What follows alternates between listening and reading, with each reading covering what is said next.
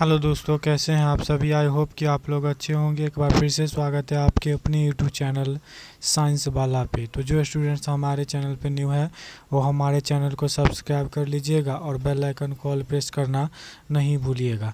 आज हम आप लोगों के लिए फिजिक्स का जो है एम्स पैरामेडिकल का एग्ज़ाम है 24 जून को। दूसरों कितना जून को है दोस्तों? तो 24 जून को आप लोग का पैरामेडिकल का एग्ज़ाम है।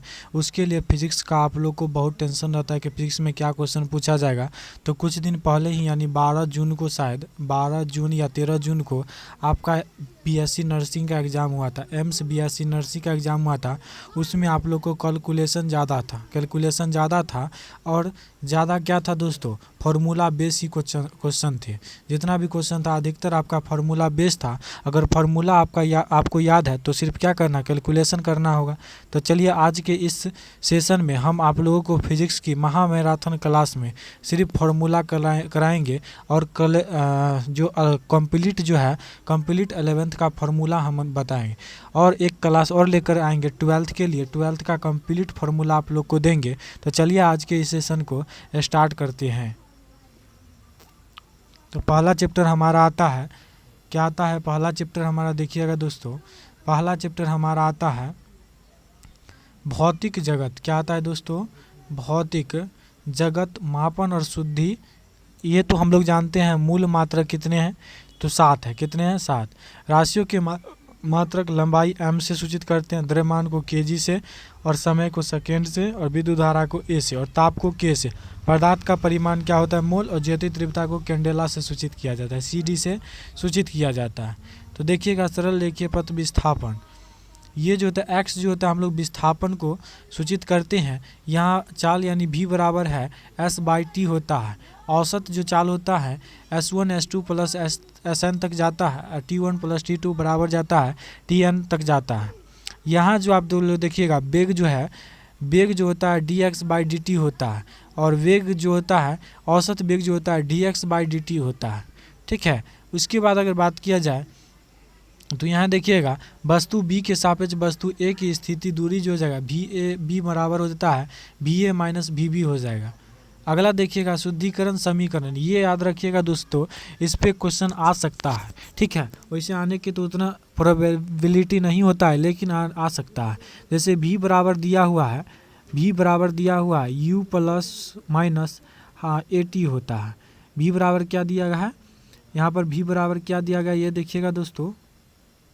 तो v बराबर यहाँ दिया गया आप लोग को, v बराबर कहा गया है क्या? v बराबर दिया गया है u प्लस माइनस at दिया गया है। ठीक है, याद रखिएगा, v बराबर u प्लस माइनस at हो गया। उसके बाद अगर बात किया जाए तो और दिया गया है क्या? x बराबर ut plus 1/2 half at square. ठीक है, क्या दिया गया है दोस्तों? क्या दिया गया यहाँ देखिएगा, यहाँ जो दिया गया क्या? उसके बाद देखिएगा v स्क्वायर बराबर है u स्क्वायर प्लस 2ax हो जाएगा। एक x लिखिए या s लिखिए, बात बराबर पड़ता है। ठीक है, क्या हो जाएगा? v स्क्वायर बराबर u square plus minus 2ax या s लिखिए, बात बराबर है। उसके बाद आपका किसी समतल में, यहाँ देखिएगा एक और ध्यान दीजिएगा, गुरुत्वीय बल के लिए अंतर्गत के लिए गति जो हो जाएगा a बराबर g हो जाएगा। ठीक है, याद रखिए, एक जगह पर हम g का यूज कर सकते हैं। उसके बाद है किसी समतल में गति सदिश का समांतर चतुर्भुज नियम। इसका हो जाएगा r बराबर रूट अंडर क्या हो जाएगा? p square q square 2p q cos theta होता है।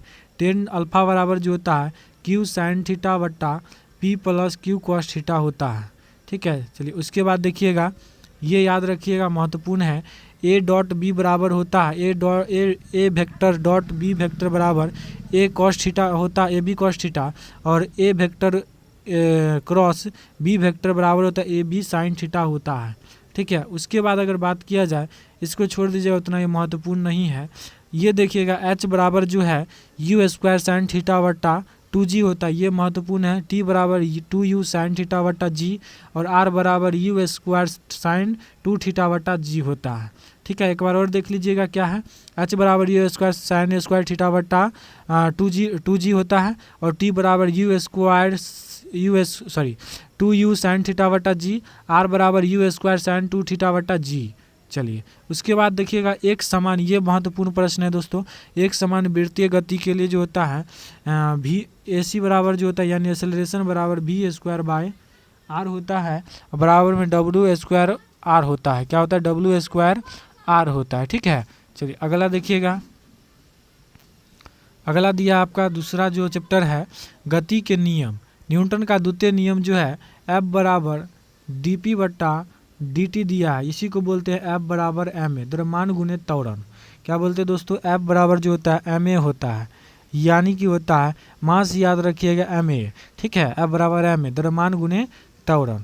उसके बाद रेखीय क्या है? रेखीय संवेग का संरक्षण, P आरंभिक होगा, P अंतिम होगा, बराबर क्षैतिज तल में वृत्तीय गति। अभिकेंद्रीय बल बराबर जो होता है Fe बराबर जो होता है, सॉरी Fe जो है ना, क्या Fe है, देखिए यहाँ क्या होगा, यहाँ FC बराबर होता है MAC होता है, और उसके बाद MV स्क्वायर R होता है। ये महत्वपूर्ण प्रश्न है कि क्या होता है दोस्तों, ये याद रखिएगा F बराबर जो होता है अभिकेंद्रीय बल बराबर जो होता है MV स्क्वायर बाय R होता है। क्या होता है? MV स्क्वायर बाय R होता है। चलिए उसके बाद है ढालू सड़क पर कार की गति। ढालू सड़क पर कार की गति, फिसलने से बचने के लिए ढालू सड़क पर अधिकतम वेग जो हो जाएगा, अधिकतम वेग बराबर रूट अंडर होता है RU। इतना महत्वपूर्ण है तो इसको छोड़ सकते हैं। उसके बाद स्थैतिक घर्षण बराबर जो होता है, ये देखिएगा महत्वपूर्ण है, FS बराबर होता है mu naught S, mu S into N होता है, FS बराबर होता है, और FK बराबर जो होता है mu naught K into N होता है। ठीक है, याद रखिएगा। चलिए अगला देखते हैं, अगला चैप्टर हमारा क्या है, कार्य ऊर्जा शक्ति एंड घूर्णन गति। किया गया कार्य जो होता है आपको एक वेक्टर में अगर दिया रहेगा, डॉट वेक्टर में अगर दिया जाएगा तो F बराबर F vector dot S vector होता है।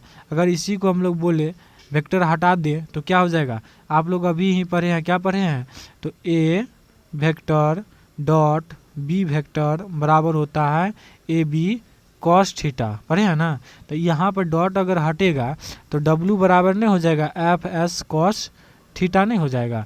चलिए ये हो गया, एक सूत्र याद रखिएगा, ये याद रख लीजिएगा, ये बन जाएगा। ठीक है, और A डॉट B वेक्टर वाला याद रखिएगा तो AB कॉस थीटा याद रखिएगा। चलिए उसके बाद है गतिज ऊर्जा और स्थितिज ऊर्जा। गतिज ऊर्जा जो होता है KE बराबर होता है आपका 1/2 mv स्क्वायर होता है। क्या होता है? 1/2 mv स्क्वायर। क्या दिया गया है? KE बराबर जो होता है दोस्तों, यहाँ देखिएगा KE बराबर क्या है? 1/2, KE बराबर है 1/2 mv स्क्वायर होता है। ठीक है, चलिए U बराबर अधिक गुरुत्वाकर्षण के लिए अगर मान ले कि U बराबर स्थितिज ऊर्जा जो है गुरुत्वाकर्षण के लिए अगर मान ले G से हम सूचित कर देते हैं दोस्तों, तो इसका हो जाता है mgh। इस पर भी बहुत अच्छा क्वेश्चन बनता है दोस्तों। M से द्रव्यमान हो गया, G से क्या हो गया, गुरुत्वाकर्षण यहाँ तक यानी 9.8 होता है इसका, और h यानी ऊंचाई हो गई। ठीक है, याद रखिए गुरुत्वाकर्षण के लिए। और एक आता है U जो आता है हमारे लिए स्प्रिंग के लिए आता है। किसके लिए आता है दोस्तों? स्प्रिंग के लिए। तो स्प्रिंग के लिए यहाँ देखिएगा आप लोग, स्प्रिंग के लिए यहाँ दिया गया 1/2 kx स्क्वायर है, x जो है यहाँ विस्थापन को व्यक्त करता है। ठीक है, चलिए उसके बाद अगर देखिएगा तो ये उतना महत्वपूर्ण नहीं है, इतना नहीं है, देखिएगा तो चलेगा। उसके बाद यहाँ देखना जरूरी है आपको। क्या देखना जरूरी है? तो ये देखना आपको जरूरी है कि यहाँ क्या दिया गया है। तो शक्ति यानी P बराबर दिया गया W/T, यानी कि शक्ति बराबर जो सूत्र होता है आपका हिंदी में देखिएगा तो कार्य बट्टा क्या होता है, कार्य बट्टा समय होता है। क्या होता है? कार्य बट्टा समय, यानी P बराबर W/T यानी वर्क बाय टाइम होता है। चलिए अगला देखिएगा, अगला क्या है, द्रव्यमान के केंद्र की गति। द्रव्यमान के केंद्र की गति वही होता है बराबर है में सेंटीमीटर में होगा। घूर्णन गति का जो समीकरण हो जाएगा W बराबर हो ओमेगा बराबर क्या हो जाएगा, ओमेगा नॉट 80 हो जाएगा, और थीटा बराबर ओमेगा नॉट हाफ 80 स्क्वायर हो जाएगा। Omega square minus omega naught square बराबर 2a अल्फा डॉट होता है। ठीक है, रेखीय अगर यहाँ बात किया जाए, रेखीय और कोणीय चरों के मध्य संबंध जो अगर बात किया जाए, रेखीय रेखीय और कोणीय चरों के मध्य संबंध एस बराबर जो होता है थीटा आर होता है। क्या होता है? एस बराबर थीटा आर, बी बराबर ओमेगा आर, ए बराबर जो होता है अल्फा आर होता है। क्या होता है? एस बराबर जो होता है थीटा आर होता है और बी बराबर जो होता है ओमेगा आर होता है और ए बराबर जो होता है आपका क्या होता है? अल्फा आर होता है। क्या होता है? अल्फा आर होता है। अगर मान लीजिए एल बराबर जो होता है एम आर होता है, एम आर स्क्वायर होता है। क्या होता है? अल्फा बराबर क्या होता है? सॉरी, एल बराबर क्या होता है? एम आर स्क्वायर होता है और छोटा एल बराबर होता है 1/12, कितना होता है? 1/12 एम कैपिटल एल स्क्वायर होता है। उसके बाद अगर यहाँ बात किया जाए एल बराबर 2/5 एम आर स्क्वायर होता है। ठीक है, चलिए अगला देखते हैं। अगला कुछ क्या है हमारा सूत्र? गैसों के अनुगतिक सिद्धांत। गैसों के अनुगतिक सिद्धांत जो है आपका, किसी आदर्श गैस का दाब जो है P बराबर जो है हमारा 2/3 E होता है। क्या होता है? 2/3 E होता है। क्या होता है? 2/P बराबर जो होता है 2/3 E होता है। E जहाँ क्या है? गतिज ऊर्जा है। क्या है? गतिज ऊर्जा है। ई जहाँ क्या है? क्या गतिज ऊर्जा? ई जहाँ क्या है? गतिज ऊर्जा। P बराबर 2/3 E होता है। ठीक है, उसके बाद अगर बात किया जाए तो यहाँ दिया गया आप लोग को VRMS और V एवरेज और VMP बराबर होता है √3 RT/m होता है, √8 RT/2 πm होता है और √2 RT/m होता है। इसका अनुपात अगर बात किया जाए तो √3 अनुपात रूट में 8/π, उसके बाद अनुपात 2 हो जाएगा। ठीक है, चलिए याद रखिएगा इसका अनुपात क्या है, इसका अनुपात आप लोग याद रखिएगा। चलिए देखते हैं अगला क्वेश्चन। अगला हमारा फॉर्मूला क्या है, इससे ये महत्वपूर्ण चैप्टर है दोस्तों, याद रखिएगा। गुरुत्वाकर्षण वाला चैप्टर है, तो गुरुत्वाकर्षण वाला चैप्टर बहुत महत्वपूर्ण है, ये याद रखिएगा। क्या दिया गया है? न्यूटन का गुरुत्वाकर्षण का नियम, न्यूटन का गुरुत्वाकर्षण का जो नियम है वो न्यूटन का गुरुत्वाकर्षण का नियम, दो कणों के मध्य गुरुत्वाकर्षण बल F बराबर जो होता है, यहाँ दिया गया माइनस में, क्या दिया गया दोस्तों? यहाँ माइनस में जो दिया गया है Gm1m2/r² होता है। क्या होता है? Gm1m2/r² होता है, बल के लिए हुआ। ठीक है, अगर बात किया जाए G के लिए तो G बराबर होगा FR²/m1m2 हो जाएगा। ठीक है, चलिए अगला क्वेश्चन देखते हैं। गुरुत्वाकर्षण की तीव्रता, दिए गए द्रव्यमान के कारण गुरुत्वा क्षेत्र में किसी बिंदु पर गुरुत्वाकर्षण क्षेत्र तीव्रता जो होता है I बराबर Gm/r² होता है। क्या होता है दोस्तों? I बराबर जो होता है Gm/r² होता है। ठीक है, अगला देखिएगा, अगला हमारा गुरुत्वाकर्षण क्षेत्र तीव्रता, तो ठोस के लिए जो होता है I0 का मान Gm/r², IS के लिए जो होता है Gm/r कैपिटल R², I इन अंदर के लिए होता है जो Gm/r³ होता है। ठीक है, उसके बाद गुरुत्वीय विभव के लिए जो होता है आपका VO बराबर होता है, ठोस में होता है गोला के लिए माइनस में Gm/r, VI बराबर होता है माइनस में Gm/2r³, इसका हो जाता है 3r² capital R² minus small r²। गुरुत्वीय जो स्थितिज ऊर्जा जो होता है, दी गई वस्तु को अनंत से गुरुत्वीय क्षेत्र के किसी एक बिंदु पर लाने में किया गया कार्य।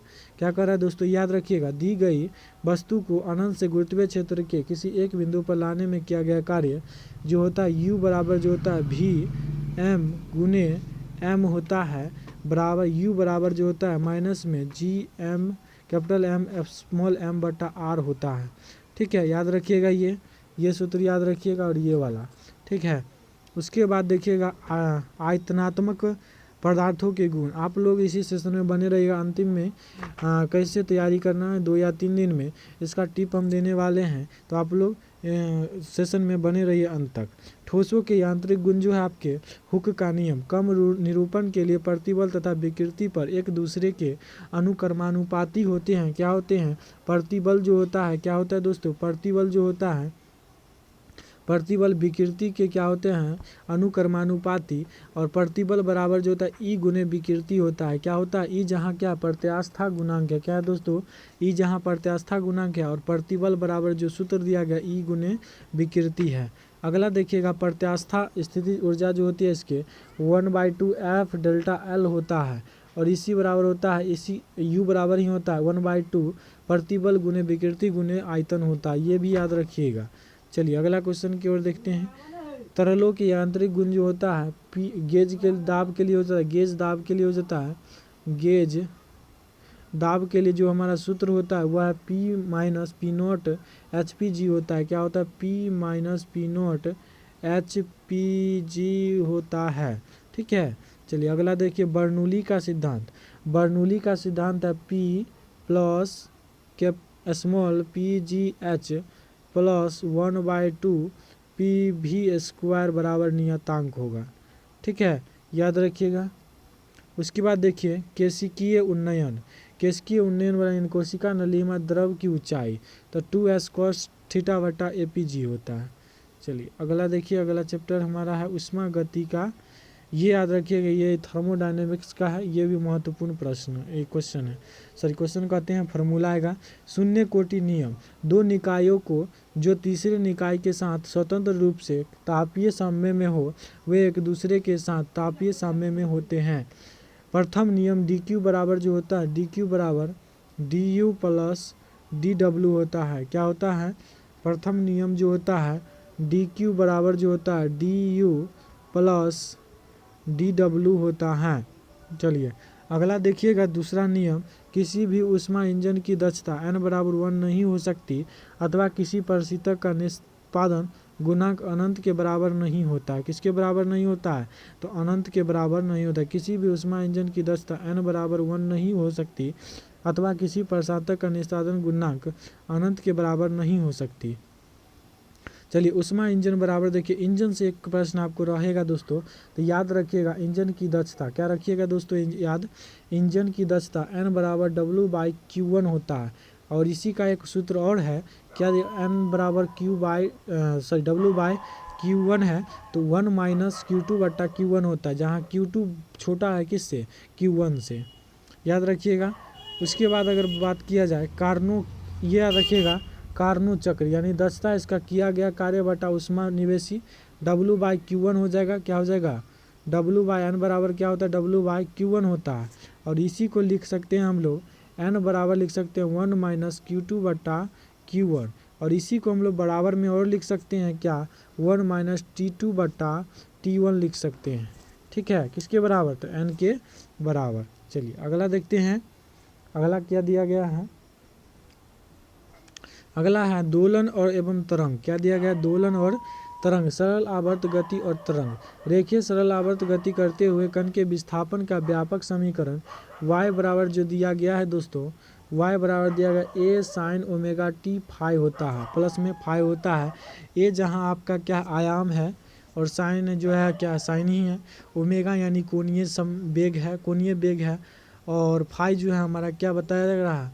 कोणीय संवेग बता रहा है। उसके बाद देखिएगा t बराबर जो होता है, t बराबर जो हमारा समीकरण है वह क्या दिया गया है? t बराबर जो है 1/न्यू बराबर 2 पाई ओमेगा है। क्या है? ओमेगा है। t बराबर 1/न्यू बराबर 2 पाई ओमेगा है। ठीक है, उसके बाद अगर बात किया जाए तो न्यू बराबर है ओमेगा रूट अंडर क्या है? v बराबर जो दिया गया है omega root under a square minus y square. तो यहाँ हो जाएगा बराबर में a बराबर हो जाएगा, a बराबर हो जाएगा आपका क्या हो जाएगा? ओमेगा क्या हो जाएगा? माइनस में क्या हो जाएगा? माइनस में हो जाएगा आपका माइनस में ओमेगा स्क्वायर इंटू वाई हो जाएगा। और इसी को हम लोग एक और बोल सकते हैं e बराबर 1/2 m ओमेगा स्क्वायर और a स्क्वायर यानी आयाम का स्क्वायर।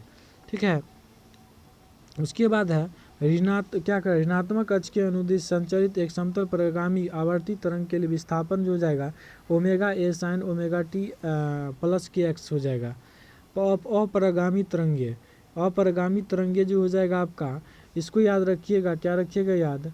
अपरिगामी तरंगे से उतना क्वेश्चन आता नहीं है, फिर भी देख लीजिएगा। इसका जो है आपका हो जाएगा एक सिरे के लिए, यहाँ देखिएगा ये याद रखिएगा प्रश्न, खुली ऑर्गन पाइप के लिए आ जाता है एनवा विधा के लिए n बराबर NV बटा 2L हो जाएगा, n आवृत्ति या n-2 अधिकतम अधिस्वारक हो जाएगा। डॉपलर ध्वनि का डॉपलर प्रभाव जो है यहाँ दिया गया, ध्वनि का डॉपलर प्रभाव, तो ये होता है आपका, याद रख लीजिएगा। उसके बाद आपका स्थिर वैद्युतिकी, यहाँ स्थिर वैद्युतिकी आ जाता है दोस्तों। स्थिर वैद्युतिकी में आपका हो जाएगा विद्युत क्षेत्र,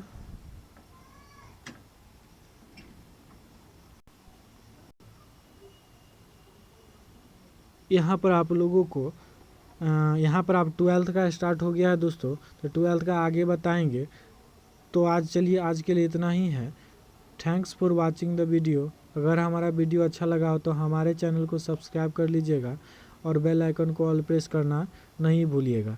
और हम, जैसा कि हम अंत में बोले थे कि किस तरह से अब तैयारी करना है, उसके बारे में हम लोग एनालिसिस करेंगे। तो चलिए बताते हैं कि आप लोग केमिस्ट्री में जो है आप लोग को क्या करना है। बीएससी नर्सिंग का एग्ज़ाम जो हुआ था उसमें आप लोग क्वेश्चन देखे होंगे, किस प्रकार का क्वेश्चन पूछा जा रहा है, ठीक है। तो उसी के आधार पर हम बताने की कोशिश करते हैं। आपको कोऑर्डिनेशन नंबर देख लीजिएगा, कोऑर्डिनेशन कंपाउंड जो चैप्टर है आपका 12th का है, ये देख लीजिएगा। केमिकल बॉन्डिंग देख लीजिएगा, क्या देख लीजिएगा दोस्तों, केमिकल बॉन्डिंग देख लीजिएगा। उसके बाद अगर बात किया जाए तो सॉलिड स्टेट पूरा देख लीजिएगा दोस्तों। उसके बाद अगर बात किया जाए केमिस्ट्री का, तो इनऑर्गेनिक चैप्टर में अगर देखना भी है तो कुछ देखना है तो हम बता देते हैं। अपचायक गुण देख लीजिएगा, अपचायक अनपचायक ऑक्सीकारक जो है किस तरह से, जैसे देखिएगा फिर कल बाहर आई अंटी, फिर कल बाहर आई अंटी, ये जो हमारा ऊपर से नीचे आने पर क्या होता है, बढ़ता है। तो इसके आधार पर इसको सही क्रम में सजाना, जैसे फ्लोरीन का ज़्यादा होगा, क्लोरीन का कम होगा, उससे ज़्यादा उससे कम होगा, ब्रोमीन का उससे भी कम होगा, आयोडीन का, इस तरह वाला जो होता है इसको ज़रूर देख लीजिए। इस पर प्रश्न आप लोग को आया था, ठीक है। और उसके बाद अगर बात किया जाए तो ऑर्गेनिक चैप्टर में आप लोग देख लीजिएगा IUPAC नोमेनक्लेचर देख लीजिएगा, क्या देख लीजिएगा दोस्तों, IUPAC नोमेनक्लेचर देख लीजिएगा। और GOC देख लीजिएगा, यानी जनरल, GOC यानी कि होता है जनरल ऑर्गेनिक केमिस्ट्री देख लीजिएगा, जिसमें OH ग्रुप कैसे जुड़ता है, क्या होता है, ये देख लीजिएगा। और नेम रिएक्शन से, नेम रिएक्शन जो होता है आपका ऑर्गेनिक का, नेम रिएक्शन से आपका क्वेश्चन आता है, इसको तो ज़रूर याद है। 1 से 2 क्वेश्चन आपको ज़रूर मिलेगा, ये इतना तो हम फिक्स बता सकते हैं।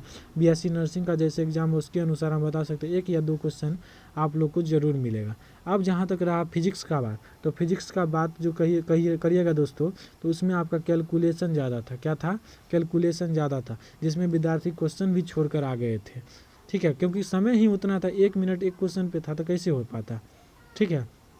तो फिजिक्स में जितना हम आप लोग को फार्मूला करा रहे हैं, फार्मूला ही करके जाइएगा, उसी में आप लोग का हो जाएगा, ठीक है। तो फार्मूला याद कर लीजिए। 11th का आज हम करा दिए हैं और कल आप लोगों को 12th का मिल जाएगा फार्मूला का वीडियो। तो आप लोग इस वीडियो को ज़रूर देखिएगा, अपने दोस्तों में ज़रूर इसे शेयर कर दीजिएगा, क्योंकि वो कोई भी एग्ज़ाम दे रहे होंगे, एम्स का एग्ज़ाम दे, बीएससी नर्सिंग का स्टेट लेवल का एग्ज़ाम दे रहता है, कोई भी एग्ज़ाम दे रहे हो तो उनको भेज दीजिएगा, चाहे 12th में हो उनको भी भेज सकते हैं, ठीक है। तो आज के लिए इतना। और उसके बाद अगर बात किया जाए बायोलॉजी का, तो बायोलॉजी में आप लोग क्या कीजिएगा, बायोलॉजी में NCERT पढ़िए, जितना NCERT पढ़ सकते हैं अभी पढ़िए, ठीक है। ऑब्जेक्टिव क्वेश्चन नहीं इसको करिए, ठीक है, जितना हो सकता है बायोलॉजी का NCERT पढ़िए, NCERT बेस्ट ही क्वेश्चन रहता है। तो आज के लिए इतना ही, मिलते हैं नेक्स्ट वीडियो में, तब तक के लिए धन्यवाद।